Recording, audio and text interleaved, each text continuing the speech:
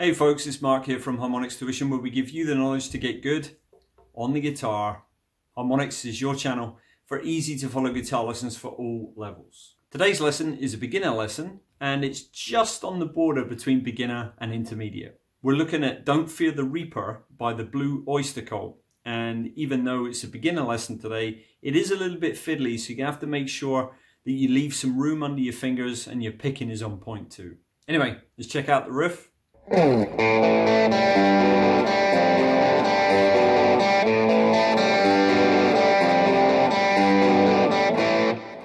Okay, let's break it down. Okay, so this riff is pretty straightforward. You just have to make sure your picking hand is on point and you take your finger off at the right time. Okay, so what we're doing here is we're playing an A kind of thing. I'm going to have my first finger on fret 2 on the D string and my second finger underneath it on fret 2 on the G. And I'm just going to play the A, the D and the G string like this. I'm going to play down, down, up. And then an up again, second up with an open G. So I have to take my second finger off like this.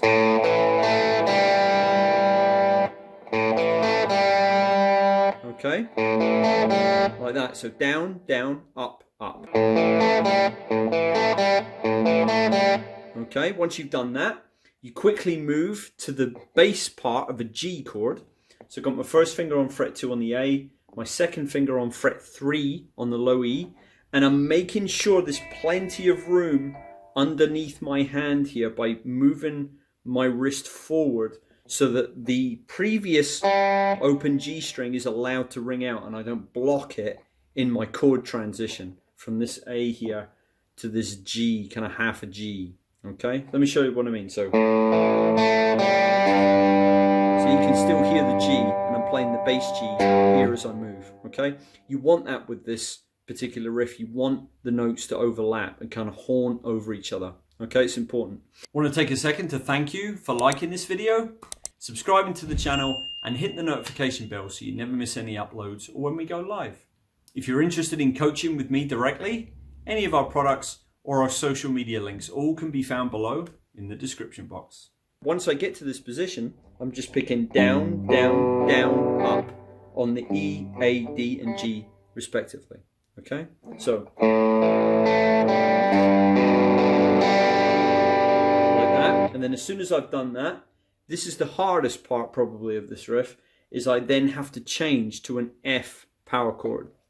And it's just the bass note here and the upper note. So I'm playing fret 1 and I'm playing fret 3. Now, you can use your pinky if you want. I would recommend that for people that aren't able to get their wrist forward enough to keep these strings ringing out, because the pinky allows a little bit more room underneath your fingers so you're not blocking strings. If you use your third, there's a chance your third could hit this D here and block it, but it's entirely up to you. But the movement from this kind of half G down to the F and then back to the G again, which they do. Okay, this is a little bit fiddly, so you have to be very, very careful not to block any strings. If you want to do this right and make it sound really good, don't block the strings. Let's go through all the chords now so we can see the transition to the G, the F, the G, and back to the A.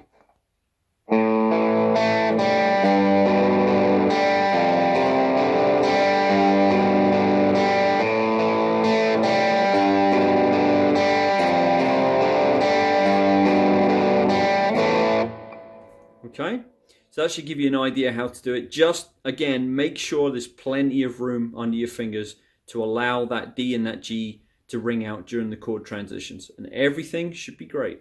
Okay, so let's hear this up to speed now. I'm